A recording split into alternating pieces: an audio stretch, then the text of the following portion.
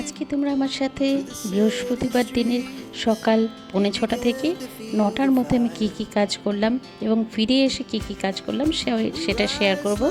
এছাড়াও বৃহস্পতিবার দিনের পুজো এবং সরকারি বাসে মেয়েদের জন্য কি সুবিধা আছে সেটাও আলোচনা করব। চলো দিনটা তবে শুরু করা যাক।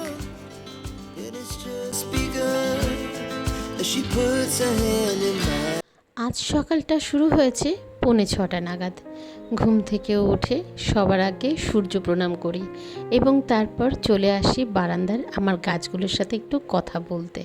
আর জানো তো সকাল থেকেই কিন্তু আজকে বৃষ্টি হচ্ছে, জানি না সারাদিনটা কিভাবে কাটবে। আজ তোমাদের সাথে যে ব্লগটা শেয়ার করছি এটা কিন্তু আমার বৃহস্পতিবারের দিনের ব্লগ। চলো সারাদিনটা কিভাবে কাটালাম সেটাই তোমাদের সাথে শেয়ার করব। রান্নাঘরে এসে প্রথম কাজ হচ্ছে আগের দিনের যে যত বাসন আছে যেগুলো মেজে ধুয়ে রেখেছি সেগুলোকে পরিষ্কার করে আগে সেলফে তুলে দেওয়া। তারপর হাজব্যান্ডের জন্য টিফিন করছি, ওকে করে দেব সুজি আর রুটি। ও এটা নিতেই বেশি প্রেফার করে, কেননা এখানে কোনো রকম তেল ব্যবহার হয় না আর চিনিও খুব সামান্য পরিমাণে দিই।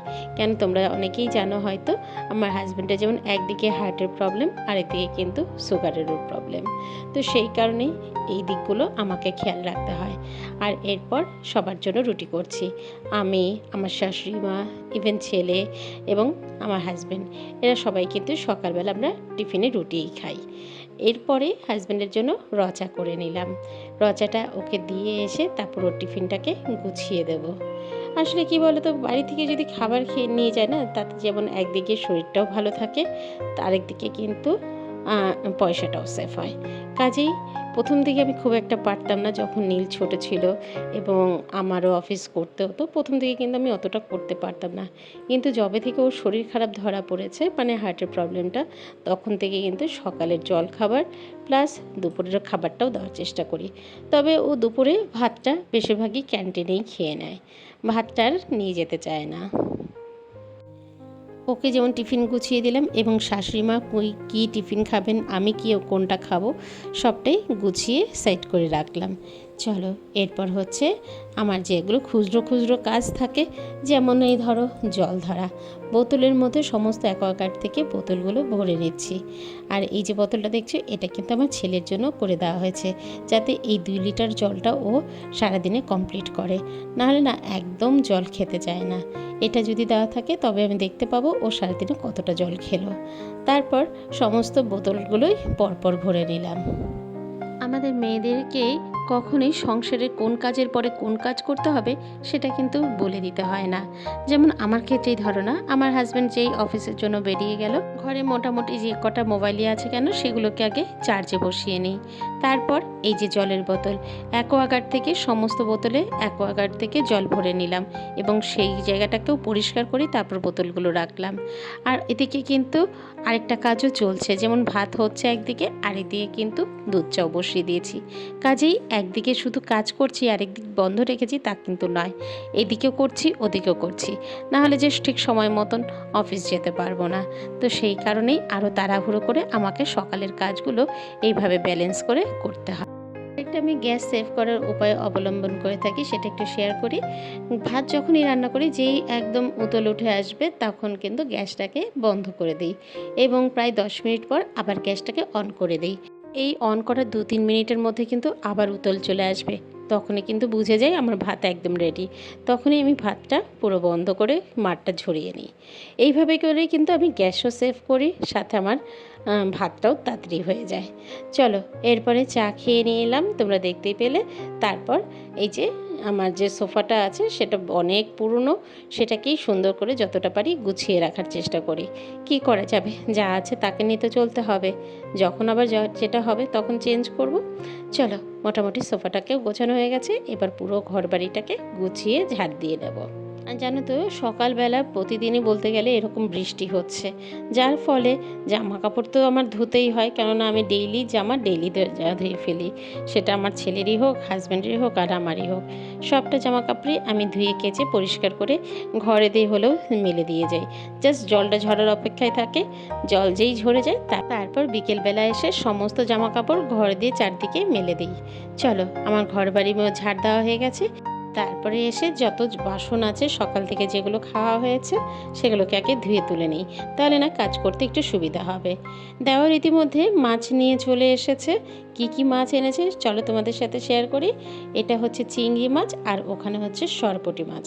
প্রথমে বুঝতে পারছিলাম না কোনটা রান্না করব, তারপর সিদ্ধান্ত হলো আজকে চিংড়ি মাছ করব আর আগামীকাল আমি ওটা সরপুঁটি মাছটাকে রান্না করব। আজকে চিংড়ি মাছটাকে করা হবে আলু, বেগুন আর কুমড়োর ডগা দিয়ে। যদিও চাও কুমড়োর ডগা না থাকে তোমরা কুমড়ো দিয়েও করতে পারো, তবে আমি এটা আজকে কুমড়োর ডগা দিয়েই করব। প্রথমে জিরে ফোড়ন দিলাম, তারপরে মাছগুলো সব ভেজে তুলে রেখে দিয়েছি। এরপর এক এক করে আলুগুলোকে ভেজে নিলাম। তারপর এই যে দেখছো কুমড়োর ডগার শাকগুলো, কুমড়ো শাক, সেই শাকটাকে পুরোটা দিয়ে দিলাম। অন্যতে কড়াই ওখানে কিন্তু আমি পটল ভাজা দিয়ে দিয়েছি। আর এগুলো মেনলি করতে হয় আমার ছেলের জন্য, ও একটু ভাজাভাজিটা বেশি পছন্দ করে, কিন্তু আমি খুব একটা দিতে চাই না। কিন্তু সকালবেলা যদি একটু ভাত খেতে চাই একটু ভাজা না হলে হয় না। চলো এরপর নুন, হলুদ আর জিরের গুঁড়ো, লঙ্কার গুঁড়ো দিয়ে সাথে সামান্য মিষ্টি দিয়ে এইটাকে বেশ ভালো করে কষিয়ে নেব, যেটা দিয়ে চিংড়ি মাছের ঝোল করছি। দুদিকে দুটো গ্যাস ধরানো আছে, একদিকে পটল ভাজা হচ্ছে আর একদিকে কুমড়োর ঝোল হচ্ছে। সামান্য জলে ছিটে দিয়ে একটু এটাকে নরম করতে দেবো। তারপর ঢাকা চাপা দিয়ে কিছুক্ষণ রান্নার পরে পর্যাপ্ত পরিমাণে ঝোল দিয়ে মাছগুলো যে ভেজে রেখেছি সেগুলোকে দিয়ে দেবো। লাস্টে একটু পিঠালি দিয়ে নামিয়ে নেব। অন্যদিকে পটল ভাজা হয়ে গেছে, যে তারপর আমি উচ্ছে ভেজে নিচ্ছি। আর তোমরা এখানে যেটা দেখছো বাঁ হাতে রান্না করছি, এটা কিন্তু ফ্রন্ট ক্যামেরা দেওয়ার জন্য আমার এটাকে মনে হচ্ছে আমি বাঁ হাতে রান্না করছি, না আমি কিন্তু ডান হাতেই রান্না করছি। রান্না কমপ্লিট করে জামা কাপড় কেচে সেগুলোকে মেলে স্নান করে রেডি হয়ে তারপরেই আমি গোপুসোনার কাছে আসলাম। শাশুড়িমা বলেছিলেন আজকে সমস্ত ঠাকুরদের একটু স্নান করিয়ে দিয়ে যেতে। আসলে উনি অতটা নাড়াচাড়া করতে পারছেন না, তো সেই কারণেই আমাকে বললেন। তো আমি যথাজ্ঞা গোপুসোনাদেরকে দুধ, গঙ্গা জল, শুদ্ধ জল যা যা আমার ঘরে মোটামুটি আছে সেগুলো দিয়েই গোপুসোনাকে স্নান করালাম। সাথে ছোটো গোপুকেও করালাম, লক্ষ্মী মাকেও করালাম, ভোলে বাবাকে তো প্রত্যেক সোমবার করে করাচ্ছি তোমরা দেখতেই পাচ্ছ। আর আজকেও যথারীতি শুধু দুধ আর গঙ্গা জল দিয়ে স্নান করালাম। এরপর সবাইকে জামা কাপড় পরিয়ে সাজিয়ে দিয়ে তারপরে আমি শাশুড়িমার হাতে বাকি পুজোটা করার জন্য দিয়ে তারপর আমি বেরিয়ে যাব। আসলে ওদিকে তো আমাকে আবার অফিসেও ঠিক টাইমে পৌঁছতে হবে, দুই দিকটাই আমাকে এইভাবে করেই কিন্তু ব্যালেন্স করতে হয়। এই যে সোশ্যাল মিডিয়ায় কাজ করছি এবং নিজের সংসার লাইফের কাজ, বাইরের জগতে আমি একটা কাজের সাথে যুক্ত, সেখানে কাজ, সব মিলে কাজ করতে কিন্তু আমার খুব কষ্ট হয়। তারপরেও এই সোশ্যাল মিডিয়াটাকে ভালোবেসে ফেলেছি, সেই কারণেই এখানে জায়গাটাকে ছাড়তে পারি না। যাই হোক, তোমাদের সাথে কথা বলতে বলতে আমার শাশুড়ি মায়ের কিন্তু পুজো হয়ে গেছে। এটা কিন্তু আমি বেরিয়ে যাওয়ার পরের ভিডিও, আমি আমার ছেলেকে বলে রেখেছিলাম ভিডিওটা করে রাখতে। তারপরে আমি যথারীতি সমস্তটা গুছিয়ে দিয়ে বেরিয়ে পড়েছিলাম অফিসের উদ্দেশ্যে। আজ কিন্তু আমার অফিসে ঢুকতে একটু লেটই হয়ে গেল। যাই হোক, কী আর করা যাবে। ইতিমধ্যে তোমাদের সাথে আবার যখন দেখা হচ্ছে, এটা বিকেলের আকাশ। বিকেলের আকাশে কিন্তু এখনও মেঘের একটু একটু ছড়ানো দেখা যাচ্ছে। আর পাশে কিন্তু সূর্য মামাও কিন্তু এখনও বলছে আমি আর তোকে আসতে দেব না। সত্যি বিকেলের পর থেকে বৃষ্টিটা একটু ধরেছে। যাই হোক, এবার বাড়ি ফেরার পালা।